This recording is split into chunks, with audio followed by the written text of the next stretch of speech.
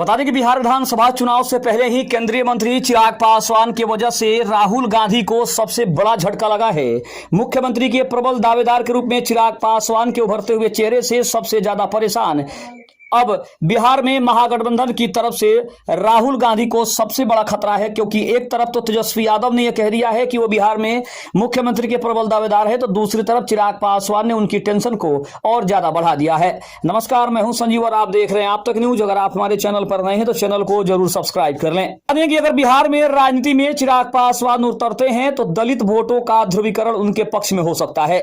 लोजपा रामविलास के नेता और समर्थक जिस तरह चिराग को मैदान में सीएम की छवि के लिए देख रहे हैं, अगर वे सच में मैदान में उतरे तो दलित वोट एक तरफा उनके पक्ष में गोलबंद हो सकता है। लोजपा रामविलास के राष्ट्रीय अध्यक्ष और केंद्रीय मंत्री ने पिछले कुछ समय से बिहार की राजनीति में धमाल मचा दिया है।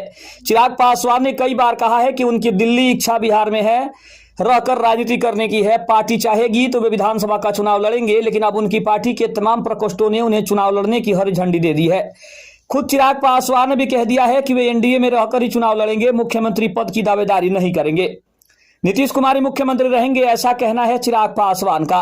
पार्टी इस बाबत सर्वेक्षण भी करा रही है। उनके चुनाव लड़ने से दलित और एनडीए को कितना फायदा होगा। बहरहाल चिराग अगर चुनाव लड़ते हैं तो इससे निश्चित तौर पर एनडीए को फायदा होगा।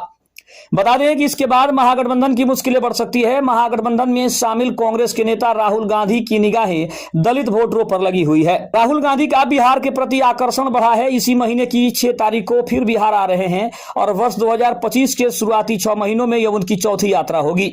राहुल गांधी इस बार नीतीश कुमार के गृह जिले नालंदा में अति पिछड़ी जातियों के सम्मेलन में शिरकत करेंगे। नालंदा के राजगीर में होने वाले संविधान संरक्षण सम्मेलन में दलित, मुस्लिम और ईबीसी वोटरों को एकजुट करने के लिए राहुल गांधी जोश भरने की कोशिश करेंगे। दलित तबके पर संविधान बचाने के बहाने पहले से ही उनकी नजर रही है और एक बार फिर से उनकी यात्रा ने बिहार में सियासी हलकों में एक बार फिर से हलचल मचा दी है। बिहार में दलित जातियों की आबादी तकरीबन 17% है। मुस्लिम वोटों के लिए राहुल को ज्यादा मशक्कत करने की जरूरत नहीं है। भाजपा और नरेंद्र मोदी के विरोध के कारण कांग्रेस या इंडिया ब्लॉक की पार्टियां ही मुसलमानों को पहली पसंद है।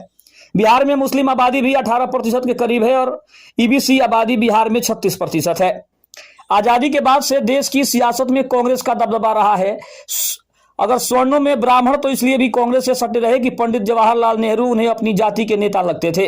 कांग्रेस ने भी ब्राह्मण नेताओं को आगे बढ़ाने में तब कोई कोताही नहीं की थी। दलितों में भी कांग्रेस ने उनके नेताओं को आगे बढ़ाकर अपनी पुख्ता जमीन तैयार कर ली थी, पर कालांतर में दलितों ने कांग्रेस का साथ छोड़ दिया। जातीय आधार पर बनी क्षेत्रीय पार्टियों ने कांग्रेस के सामाजिक ताने बाने को हमेशा हमेशा के लिए छिन्न भिन्न कर दिया। यूपी में कांशीराम तो बिहार में रामविलास पासवान ने अपनी अपनी पार्टियां बनाकर दलित वोटरों को कांग्रेस से अलग कर दिया।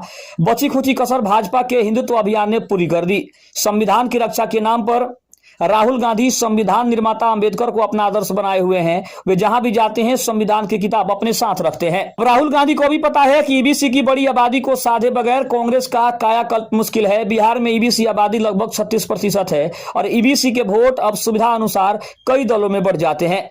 कांग्रेस भी उनका लाभ लेने की कोशिश में अब जुट गई है। बिहार में कांग्रेस का दलित प्रेम दिखाने के लिए राहुल गांधी अब आते जाते रहे हैं। यह पहला मौका होगा जब वे ईबीसी के सम्मेलन में शिरकत करने बिहार आ रहे हैं। इसके बाद ओबीसी के लिए कांग्रेस में उतनी बेचैनी नहीं दिख रही है जितनी दलित और ईबीसी के लिए दिखाई दे रही है। चिराग पासवान अगर बिहार की राजनीति में उतरते हैं तो दलित वोटों का ध्रुवीकरण उनके पक्ष में हो सकता है।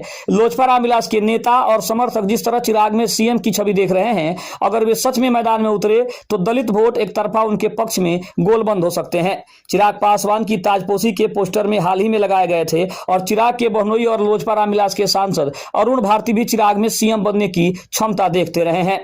चिराग पासवान ने लोकसभा चुनाव में जिस तरह के नतीजे दिखाए उससे उनकी जनता पर पकड़ का अनुमान लगाया जा सकता है और लोजपा के विभाजन और अपनी पार्टी का इकलौता सांसद रह जाने के बावजूद चिराग ने अपनी क्षमता का बेहतर उदाहरण पेश किया है, जिससे स्पष्ट है कि आने वाले समय में चिराग पासवान एक बड़ा फैक्टर साबित हो सकते हैं बिहार के चुनाव में। खबर कैसी लगी कमेंट में जरूर बताइएगा। तब तक के लिए धन्यवाद। जय हिंद, जय भारत।